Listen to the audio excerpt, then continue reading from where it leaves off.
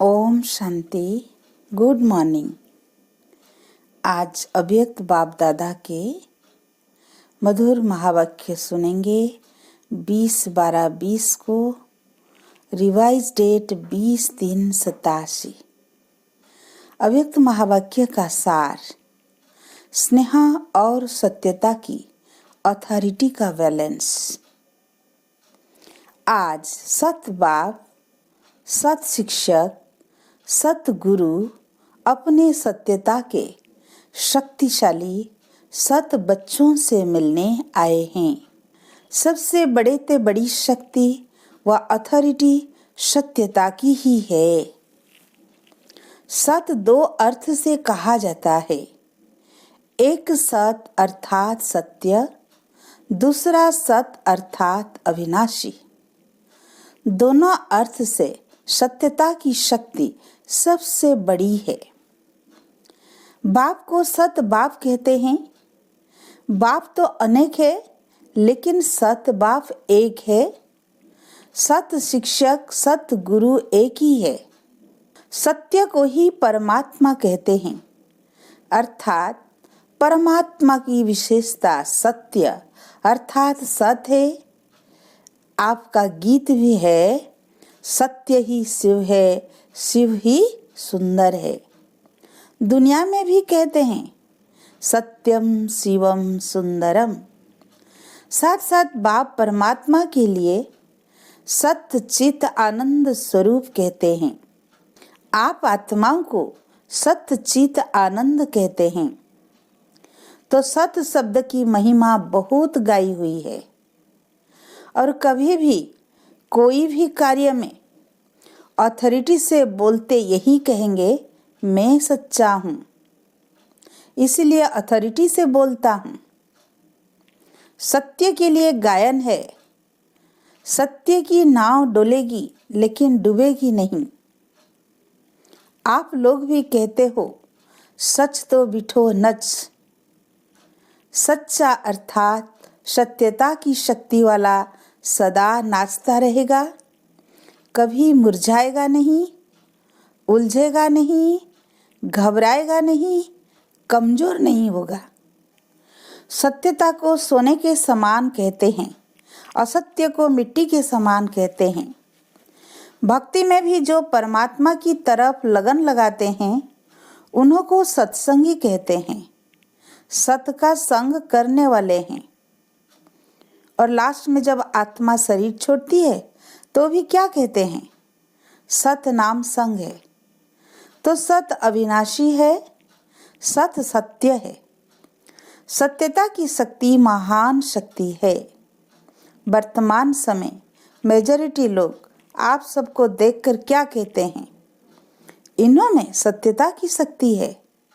सत्यता की शक्ति से सतयुग बनाते हो, स्वयं भी सत्य नारायण, सत्य लक्ष्मी बनते हो। यह सत्य ज्ञान है, सत बाप का ज्ञान है, इसलिए दुनिया से न्यारा और प्यारा है। तो आज बाप दादा सभी बच्चों को देख रहे हैं कि सत्य ज्ञान की सत्यता की अथॉरिटी कितनी धारण की है। सत्यता हर आत्मा को आकर्षित करती है। चाहे आज की दुनिया झूठ खंड है, सब झूठ है, अर्थात सब में झूठ मिला हुआ है, फिर भी सत्यता की शक्ति वाले विजयी बनते हैं। सत्यता की प्राप्ति खुशी और निर्भयता है। सत्य बोलने वाला सदा निर्भय होगा, उनको कब भय नहीं होगा। जो सत्य नहीं होगा तो उनको भय जरूर होगा। तो आप सभी सत्यता के शक्तिशाली श्रेष्ठ आत्माएं हो। सत्य ज्ञान, सत्य बाप, सत्य प्राप्ति, सत्य याद, सत्य गुण, सत्य शक्तियां, सर्व प्राप्ति है। तो इतनी अथॉरिटी का नशा रहता है। अथॉरिटी का अर्थ अभिमान नहीं है। जितना बड़े ते बड़ी अथॉरिटी, उतना उनकी वृत्ति में रूहानी अथॉरिटी रहती है। वाणी में स्नेह और नम्रता होगी, यही अथॉरिटी की निशानी है। जैसे आप लोग वृक्ष का दृष्टांत देते हो, वृक्ष में जब संपूर्ण फल की अथॉरिटी आ जाती है तो वृक्ष झुकता है, अर्थात निर्माण बनने की सेवा करता है। ऐसे रूहानी अथॉरिटी वाले बच्चे जितनी बड़ी अथॉरिटी उतने निर्माण और सर्वस्नेही होंगे। लेकिन सत्यता की अथॉरिटी वाले निरअहंकारी होते हैं। तो अथॉरिटी भी हो, नशा भी हो और निरअहंकारी भी हो। इसको कहते हैं सत्य ज्ञान का प्रत्यक्ष स्वरूप। जैसे इस झूठ खंड के अंदर ब्रह्मा बाप सत्यता की अथॉरिटी का प्रत्यक्ष साकार स्वरूप देखा ना। उनके अथॉरिटी के बोल कभी भी अहंकार की वासना नहीं देंगे। मुरली सुनते हो तो कितने अथॉरिटी के बोल है, लेकिन अभिमान के नहीं। अथॉरिटी के बोल में स्नेह समाया हुआ है, निर्माणता है, निरअहंकार है। इसलिए अथॉरिटी के बोल प्यारे लगते हैं। सिर्फ प्यारे नहीं, लेकिन प्रभावशाली होते हैं। फॉलो फादर है ना, सेवा में व कर्म में फॉलो ब्रह्मा बाप है। क्योंकि साकारी दुनिया में साकार एग्जाम्पल है, सैंपल है। तो जैसे ब्रह्मा बाप को कर्म में, सेवा में, सूरत से, हर चलन से चलता फिरता अथॉरिटी स्वरूप देखा, ऐसे फॉलो फादर करने वाले में भी स्नेह और अथॉरिटी, निर्माणता और महानता दोनों साथ साथ दिखाई दे। ऐसे नहीं सिर्फ स्नेह दिखाई दे और अथॉरिटी गुम हो जाए, या अथॉरिटी दिखाई दे और स्नेह गुम हो जाए। जैसे ब्रह्मा बाबा को देखा, वह अभी भी मुरली सुनते हो, प्रत्यक्ष प्रमाण है। तो बच्चे बच्चे भी कहेगा, लेकिन अथॉरिटी भी दिखाएगा। स्नेह से बच्चे भी कहेगा और अथॉरिटी से शिक्षा भी देगा। सत्य ज्ञान को प्रत्यक्ष भी करेंगे, लेकिन बच्चे बच्चे कहते नया ज्ञान सारा स्पष्ट कर देंगे। इसको कहते हैं स्नेह और सत्यता की अथॉरिटी का बैलेंस। तो वर्तमान समय सेवा में इस बैलेंस को अंडरलाइन करो। धरनी बनाने के लिए स्थापना से लेकर अब तक 50 बरस पूरे हो गए। विदेश की धरनी भी अब काफी बन गई है। भले 50 बरस नहीं हुए हैं, लेकिन बने बनाए साधनों पर आए हो। इसलिए शुरू के 50 बरस और अब के 5 बरस बराबर है। डबल विदेशी सब कहते हैं हम last so fast so first हैं, तो समय में भी फास्ट सो फर्स्ट होंगे ना। निर्भय की अथॉरिटी जरूर रखो। एक ही बाप का नया ज्ञान सत्य ज्ञान है और नए ज्ञान से नई दुनिया स्थापन होती है। यह अथॉरिटी और नशा स्वरूप में इमर्ज हो। 50 बरस तो मर्ज रखा, लेकिन इसका अर्थ यह नहीं कि जो भी आए उनको पहले से ही नए ज्ञान की नई बातें सुनाकर कंफ्यूज कर दो। यह भाव नहीं है। धरनी, नब्ज, समय यह सब देख करके ज्ञान देना, यही नॉलेजफुल की निशानी है।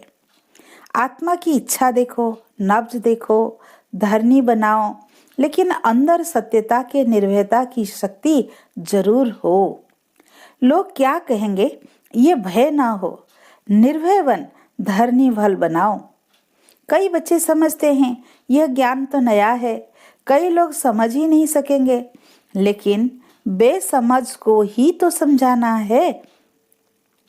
यह जरूर है जैसा व्यक्ति वैसी रूपरेखा बनानी पड़ती है, लेकिन व्यक्ति के प्रभाव में नहीं आ जाओ। अपने सत्य ज्ञान की अथॉरिटी से व्यक्ति को परिवर्तन करना ही है, यह लक्ष्य नहीं भूलो। अब तक जो किया वो ठीक था, करना ही था, आवश्यक था, लेकिन धरनी बनानी थी। लेकिन कब तक धरनी बनाएंगे और कितना समय चाहिए? दवाई भी दी जाती है तो पहले ही ज्यादा ताकत की नहीं दी जाती, पहले हल्की दी जाती। लेकिन ताकत वाली दवाई दो ही नहीं, हल्की पर ही चलाते चलो, यह नहीं करो।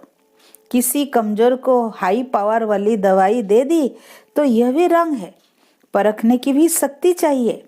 लेकिन अपने सत्य नए ज्ञान की अथॉरिटी जरूर चाहिए।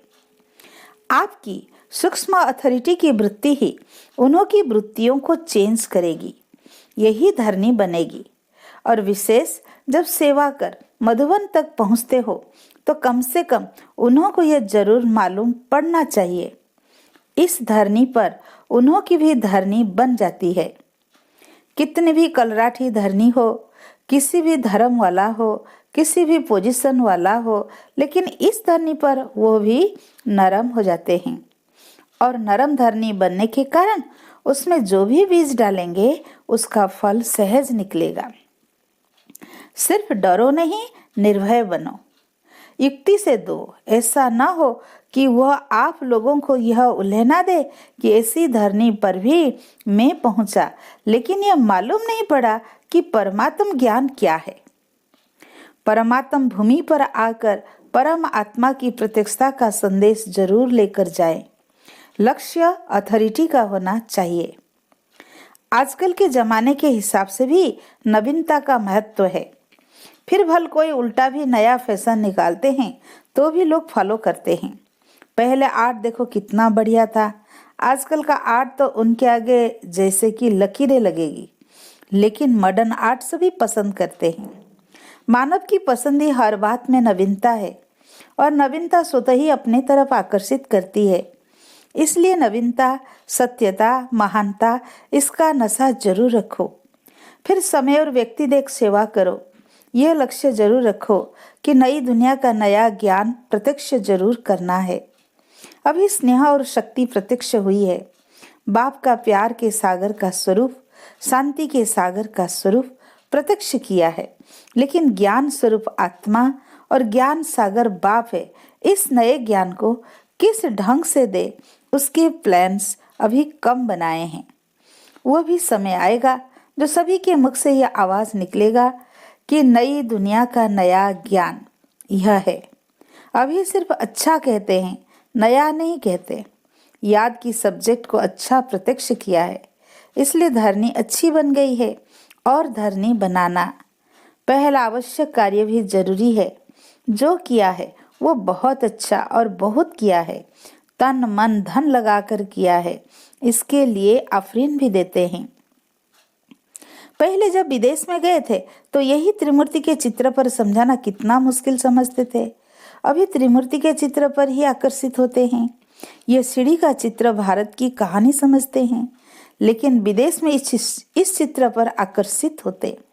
तो जैसे वो प्लान बनाएं कि यह नई बात किस ढंग से सुनाएं, तो अब भी इन्वेंशन करो।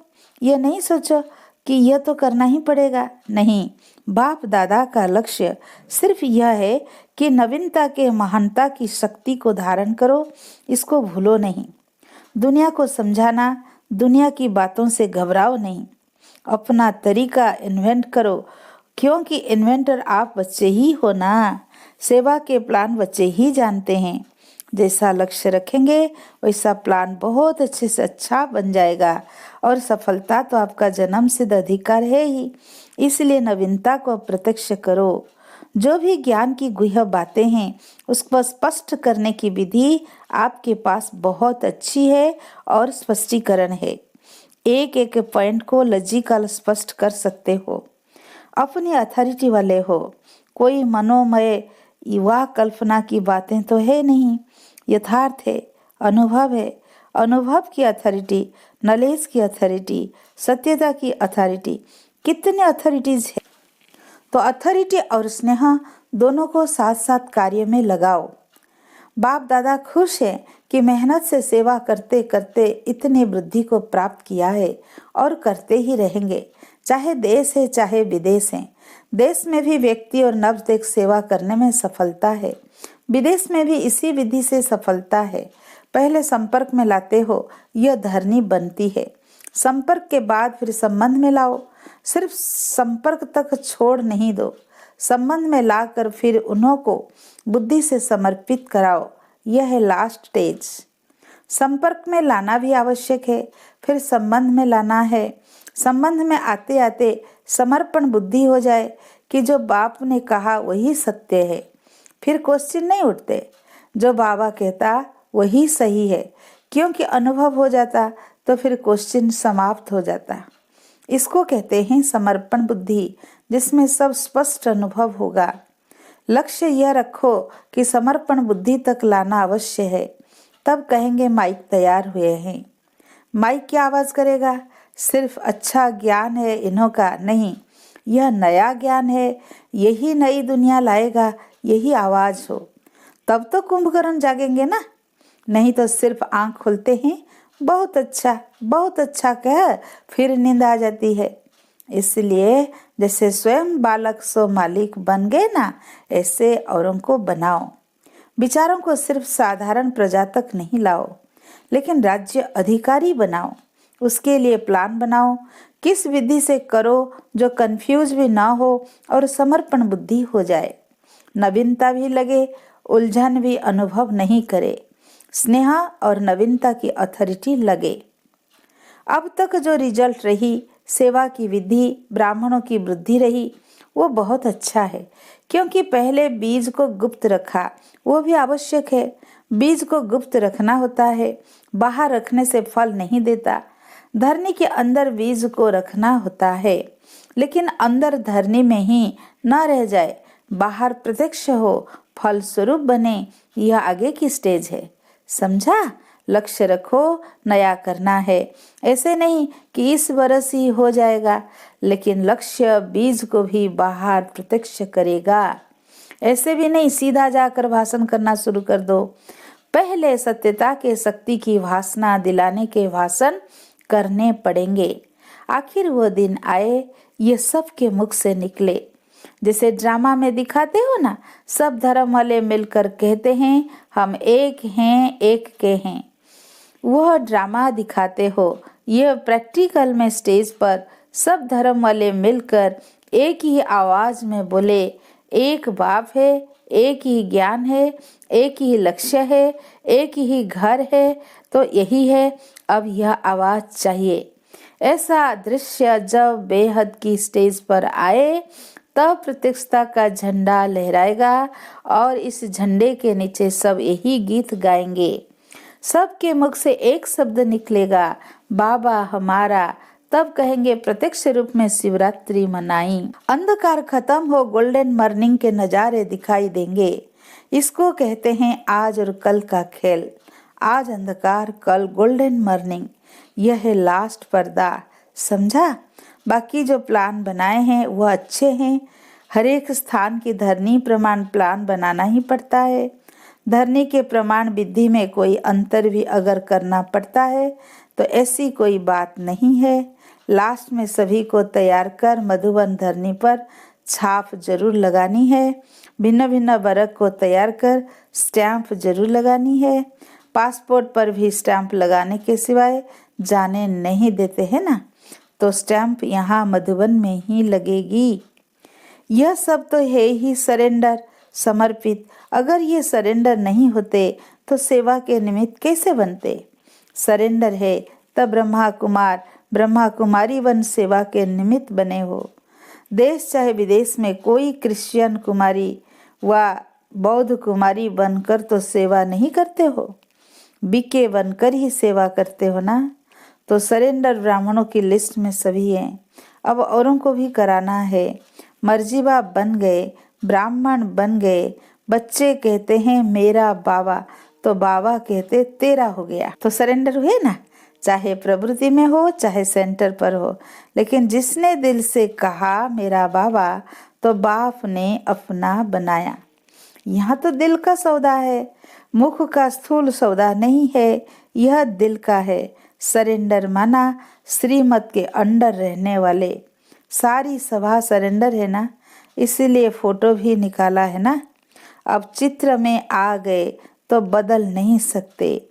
परमात्म घर में चित्र हो जाए, यह कम भाग्य नहीं है। ये स्थूल फोटो नहीं, लेकिन बाप के दिल में फोटो निकल गया। अच्छा, सर्व सत्यता की अथॉरिटी वाली श्रेष्ठ आत्माओं को, सर्व नवीनता और महानता को प्रत्यक्ष करने वाले सच्चे सेवाधारी बच्चों को, सर्व स्नेह और अथॉरिटी के बैलेंस रखने वाले, हर कदम में बाप द्वारा ब्लेसिंग लेने के अधिकारी श्रेष्ठ आत्माओं को, सर्व सत अर्थात अविनाशी रत्नों को, अविनाशी पाठ बजाने वालों को, अविनाशी खजानों के बालक सो मालिक को, विश्व रचता सत बाप, सत शिक्षक, सत गुरु का याद प्यार और नमस्ते। हम रूहानी बच्चों की रूहानी बाप दादा को याद प्यार और नमस्ते। आज का वरदान, मन के मौन से सेवा की नई इन्वेंशन निकालने वाले सिद्धि स्वरूप भाव। जैसे पहले पहले मौन व्रत रखा था तो सब फ्री हो गए थे, टाइम बच गया था। ऐसे अब मन का मौन रखो जिसमें व्यर्थ संकल्प आए ही नहीं। जैसे मुख से आवाज ना निकले वैसे व्यर्थ संकल्प ना आए, यह है मन का मौन। तो समय बच जाएगा। इस मन के मौन से सेवा की ऐसी नई इन्वेंशन निकलेगी जो साधना कम और सिद्धि ज्यादा होगी। जैसे साइंस के साधन सेकंड में विद्धि को प्राप्त कराते हैं, वैसे ही साइलेंस के साधन द्वारा सेकंड में विधि प्राप्त होगी। स्लोगन, जो स्वयं समर्पित स्थिति में रहते हैं सर्व का सहयोग भी उनके आगे समर्पित होता है। सूचना, आज मास का तीसरा रविवार है। सभी राजयोगी तपस्वी भाई बहनें शाम 6:30 से 7:30 बजे तक विशेष योग अभ्यास के समय अपने लाइट माइट स्वरूप में स्थित हो भ्रुकुटी के मध्य बाप दादा का आह्वान करते हुए कंबाइंड स्वरूप का अनुभव करें और चारों ओर लाइट माइट की किरणें फैलाने की सेवा करें। अच्छा, ओ